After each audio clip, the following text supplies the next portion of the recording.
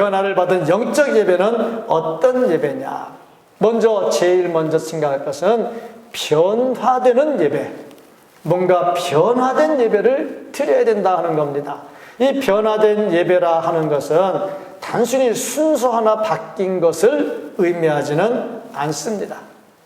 예배는 굉장히 중요한 우리들의 의무 가운데 하나인데, 왜 예배가 의무냐 하면 구원받은 사람이 하나님을 찬양하는 것은 지극히 당연한 것이고, 이것이 예배를 통해서 이루어지기 때문에 예배는 굉장히 중요한 의무 가운데 하나입니다. 요한복음 4장 23절을 보면은 하나님은 이렇게 예배하는 자들을 찾으신다 그랬어요.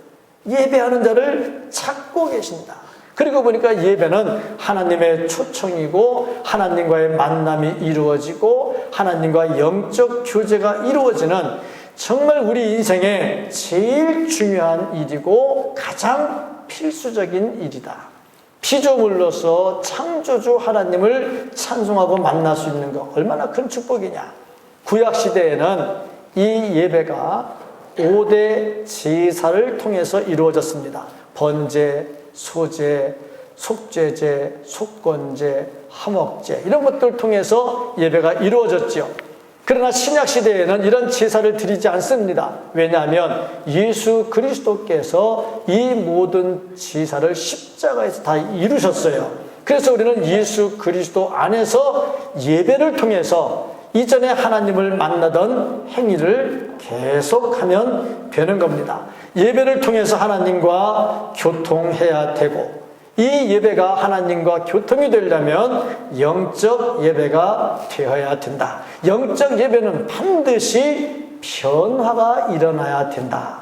그럼 어떤 예배, 어떻게 하는 것이 진정한 변화가 되느냐? 오늘 말씀에 3가지를 말씀하고 있어요. 첫째 보니까 우리 몸을 하나님께서 기뻐하시는 거룩한 산제사로 드리라는 겁니다. 여기서 보니까 몸으로 드려라, 산제사로 드려라 하는 것이 강조가 됩니다.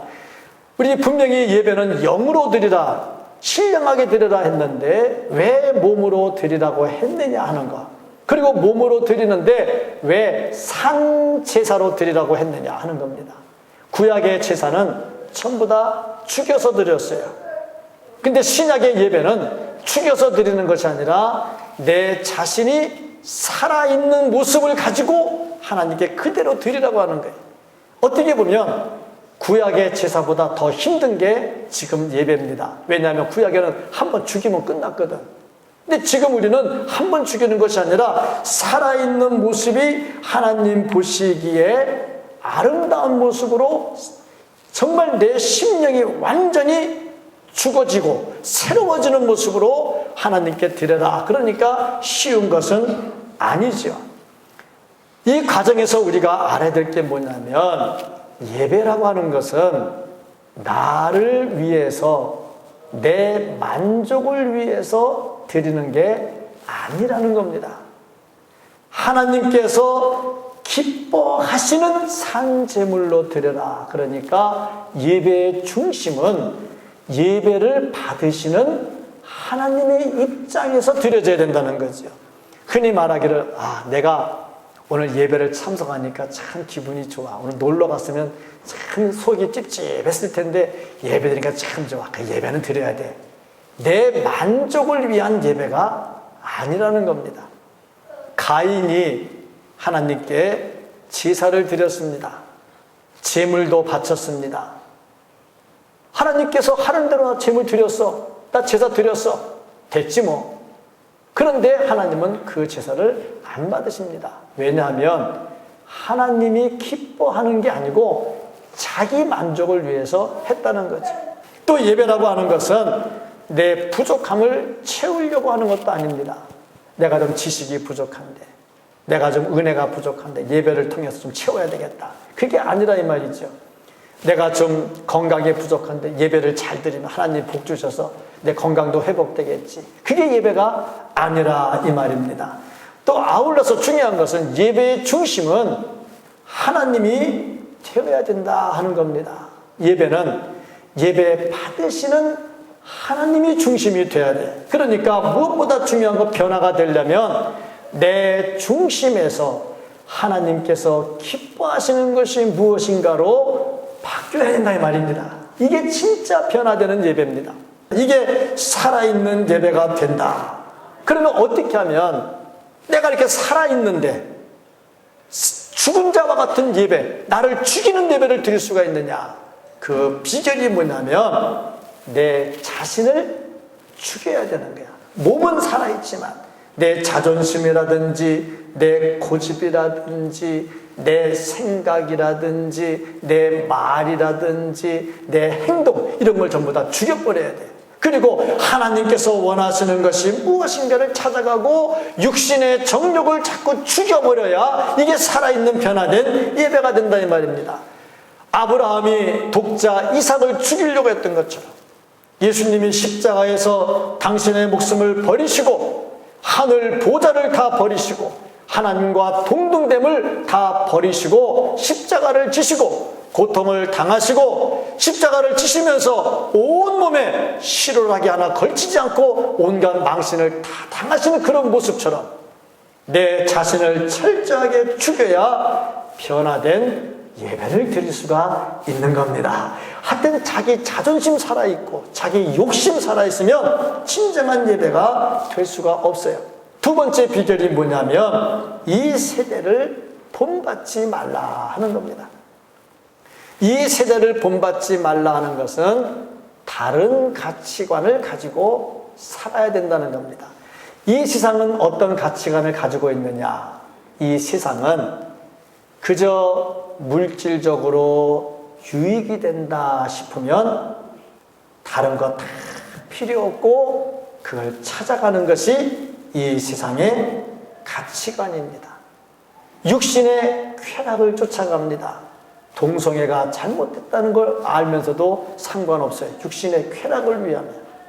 근친상간 이런 것들도 상관이 없어요. 인권이라는 이름 하에 자기에게 유익이 되는 것은 다 찾아갑니다. 이게 세상의 가치관이에요. 이 세상의 가치관을 가지고 교회 안에 들어와서 그 가치관을 따라서 예배를 드리면 이 변화된 게 아니에요. 완전히 가치관의 변화가 일어나야 돼요. 그런데 교회 안에서도 이게 안 이루어지고 있단 말이죠. 성경 에스겔 33장 31절 말씀을 보면 백성이 모이는 것 같이 내게 나오며 내 백성처럼 내 앞에 앉아서 내 말을 들으나. 잘 보세요. 예배 드리러 나와요. 하나님의 백성같이 나와요. 그래서 하나님의 종이 전하는 말씀을 잘 들어요. 그러나 그대로 행하지 아니하니 이는 그 입으로는 사랑을 나타내어도 하나님의 백성처럼 나와서 사랑을 부르짖고 찬송도 하고 기도를 해요. 그런데 마음으로는 뭐를 따라가요? 뭐를 따라가요? 이익을 따라가요. 참, 말도 거룩하고 사랑도 부르짖어요. 예배도 해요. 그런데 결론은 뭐냐? 자기 이익을 따라가요. 이걸 왜 그러느냐? 세상의 가치관이 그대로 들어오는 거예요. 이 가치관의 변화가 일어나지 않으면 예배의 변화가 일어나지를 않아요. 왜 이렇게 되느냐? 욕심 때문에 그래요. 욕심을 버려야죠. 어떻게 하면 욕심이 버려지느냐? 그 비결이 있다면 내 시민권이 이 땅에 있지 않고 하늘에 있다는 걸 알아야 되는 겁니다. 우리의 시민권은 이 땅에 있는 것이 아니라 하늘나라에 있어요. 우리는 하늘의 시민권자입니다. 하나님의 자녀지요. 그러니까 이 땅에 살면서도 단순히 땅에 묻어서 땅의 가치관을 따라 살아가는 사람이 아니라 하늘의 시민권을 가지고 이 땅에서 하나님의 백성으로 살아간다는 것. 이 소속감이 분명하면 절대 세상의 가치관을 따라가지 않습니다. 그런데 이 소속감이 분명치 않으니까 흔들리게 되는 거지. 세 번째가 뭐냐면 하나님의 선하시고 기뻐하시고 온전한 뜻이 무엇인지 분별하는 겁니다. 분별. 하나님의 뜻이 무엇인지 알고 하나님께 초점을 맞춰야 돼요. 하나님의 뜻이 뭐냐? 첫째는 하나님을 닮아서 거룩하게 사는 것. 이게 하나님의 뜻입니다. 우리가 하나님처럼 거룩하게 살아야 돼요. 이게 변화죠. 이 변화가 돼야 예배가 되는 겁니다. 데살로니가 전서 4장 3절로 6절까지 말씀을 보면 하나님의 뜻은 이것이니 하나님의 뜻을 말씀해요. 너희의 거룩함이라. 곧 음란을 버리고 각각 거룩함과 존귀함으로 자기의 아내 대할 줄 알고 하나님을 모르는 이방인과 같이 세욕을 따르지 말고 이 일의 분수를 넘어서 형제를 해하지 말라. 이는 우리가 너희에게 미리 말하고 증언한 것과 같이 이 모든 일에 주께서 신원하여 주심이라. 거룩하게 하나님을 따라 거룩하게 사는 것이 하나님의 뜻이요. 두 번째가 뭐냐면 복음을 전하는 겁니다. 하나님의 뜻은 우리가 복음을 전하는 거예요. 누가복음 12장 31절 32절 말씀 보면 다만 너희는 그의 나라를 구하라. 그리하면 이런 것들을 너희에게 더하시리라. 적은 무리여 무서워 말라. 너희 아버지께서 그 나라를 너희에게 주시기를 기뻐하시느니라. 하나님께서 그 나라를 우리에게 주기를 기뻐하셔. 그걸 알고 그걸 막 전해야 돼요. 예수님께서 십자가 지시기 전에 기도하실 때 그 고난의 시간들을 바라보면서 기도하실 때에 택한 자들을 구원하는 것이 아버지의 뜻인 것을 알아요. 그래서 십자가를 지셔요. 그러니까 아버지의 뜻은 뭐냐? 우리가 열심히 전도해서 구원을 선포하는 거예요. 세 번째가 뭐냐면은 아버지께서는 이렇게 우리가 열심히 일할 때 우리에게 능력도 더해 주신다는 겁니다. 그러니까 아버지의 뜻은 우리가 거룩하게 살고 복음을 증거할 때에 우리에게 능력도 더해 주셔서 아버지 나라가 확장되게 해주는 게 이게 아버지의 뜻이라는 말씀이죠. 어떻게 하면 이 아버지의 뜻을 알고 아버지의 뜻을 따라갈 수 있느냐?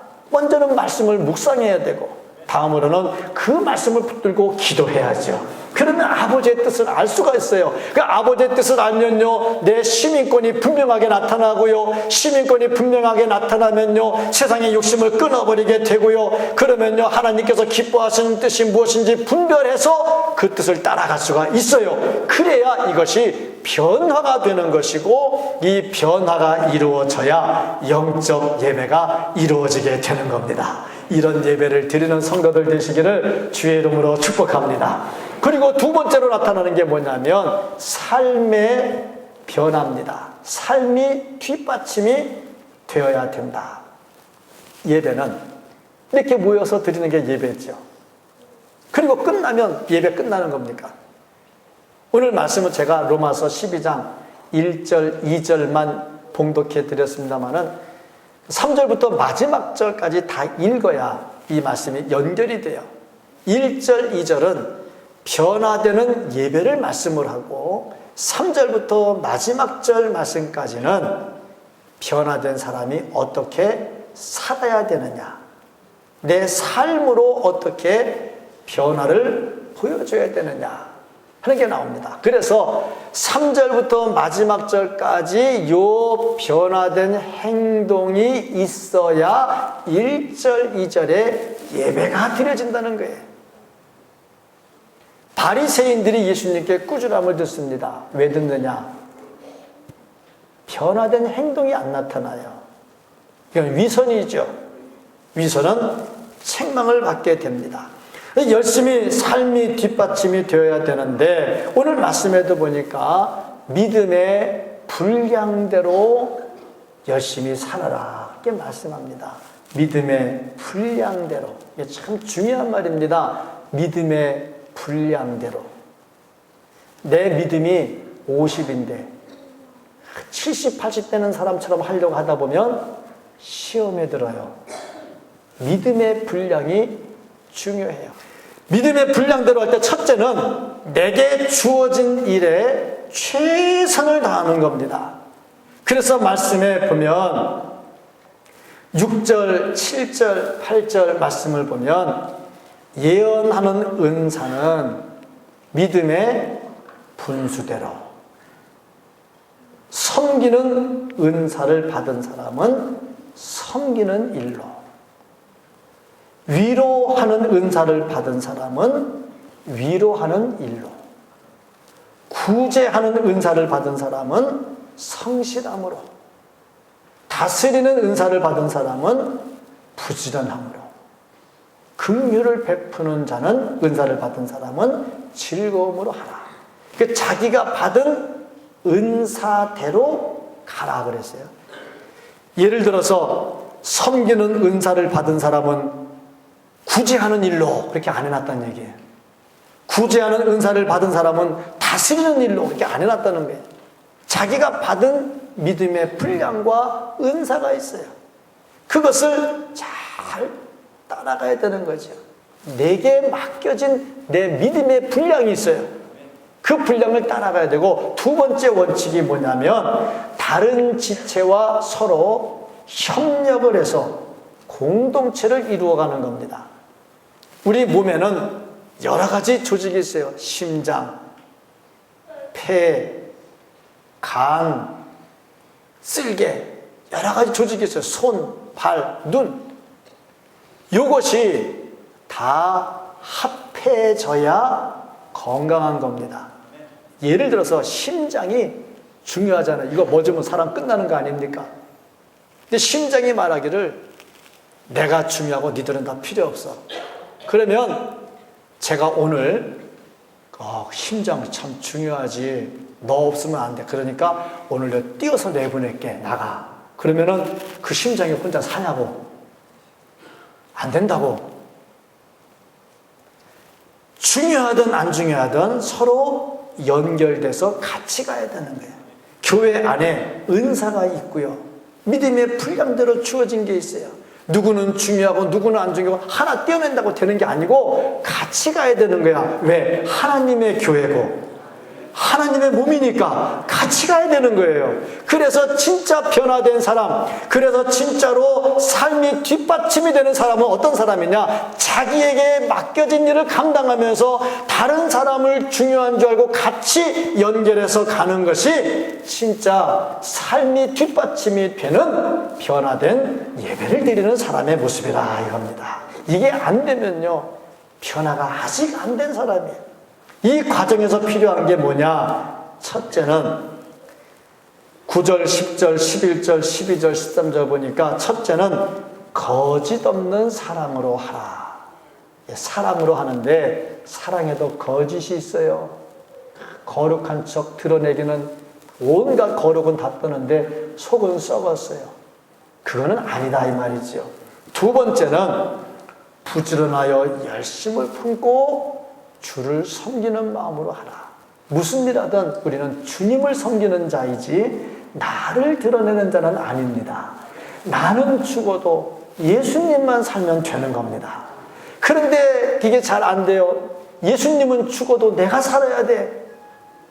이것은 변화된 사람의 모습이 아닌 겁니다. 세 번째는 어떤 어려움도 참고 즐거워하라. 하나님이 일하다 보면요, 참을 일 많죠. 참을 일 많다는 거는 속상하다는 거 아닙니까? 속상하다는 거는 내 맘대로 안 됐다는 거 아닙니까? 내 맘대로 되는데 왜 속상합니까? 그러니까 속상한 일 많아요. 그래도 어떻게 하느냐? 참고. 참으면서 어떻게 하느냐? 기도하고. 기도하면서 어떻게 하느냐? 즐거워하고. 이게 참 잘 안 되는 부분 아닙니까? 속상한데 참는 것도 힘든데 즐거워하라. 이게 잘 안 되는 부분이잖아요. 그럼에도 불구하고 이게 변화된 사람의 모습이다 이겁니다. 네 번째로 말하기를 성도들과 손 대접하기를 힘써라. 대접은 누가 합니까? 사랑이 있어야 대접을 하는 거지요. 마음의 문이 열려야 대답을 하는 것, 대접을 하는 거지요. 이런 사람들이 이렇게 살아갈 때에, 이런 삶이 뒷받침이 될 때에 이것이 변화가 된 것이고, 이 변화가 될 때에 영적인 예배가 이루어진다는 겁니다. 삶이 예배와 동떨어진 게 아니라 예배와 연관이 되어 있는 겁니다. 삶이 살아있기를 축복합니다. 그리고 영적 예배를 위한 세 번째가 뭐냐면은 한 단계 더 높은 삶을 살아야 된다 하는 겁니다. 한 단계 높은 삶을 산다는 건 첫째는 세상의 가치관을 뛰어넘는다는 겁니다. 세상의 가치관은 뭐냐?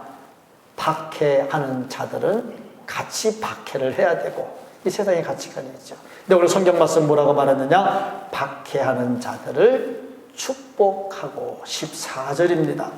즐거워하는 자들과 함께 즐거워하고 슬퍼하는 자들과 함께 슬퍼하고. 15절입니다. 감정을 같이 공유해야 된다.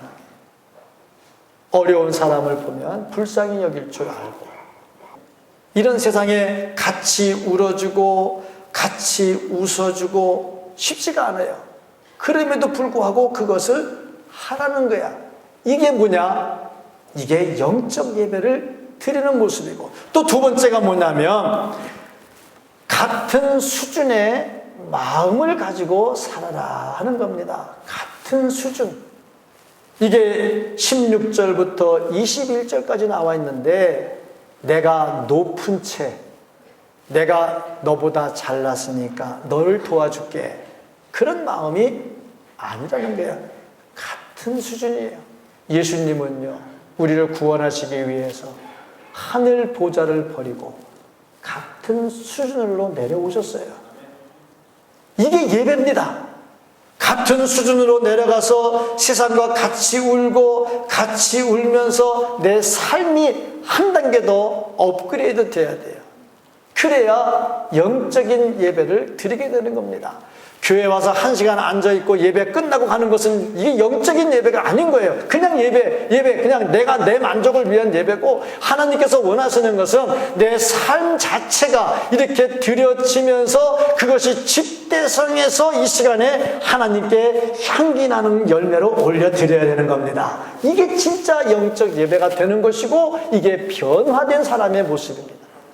예수를 믿는다는 것은 변화가 시작됐다는 겁니다. 예수를 믿는 동안에 평생 변화가 되어야 됩니다.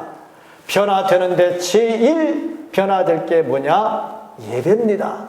예배가 살아나면 가정이 살아나고, 예배가 살아나면 건강도 살아나고, 예배가 살아나면 내 삶이 살아납니다. 살아난다는 자체가 뭐냐? 변화되는 겁니다.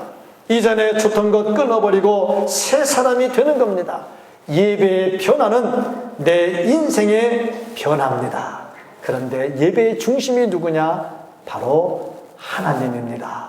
하나님을 찬양하는 예배, 오직 하나님을 위해서 말씀을 전하고 듣고 하나님을 위해서 찬양하고 하나님을 위해서 내 삶이 변화된다면 진정한 예배, 영적인 예배가 이루어질 것이고, 이런 변화가 일어나면 내 삶도 기쁨의 삶이 될 겁니다. 변화할 때 예배가 변화되고 정말 하나님께 영광되고 우리에게 기쁨이 충만한 이 한 달 동안의 변화를 체험하는 우리 모든 성도님들 될 수 있기를 예수님의 이름으로 간절히 축복합니다.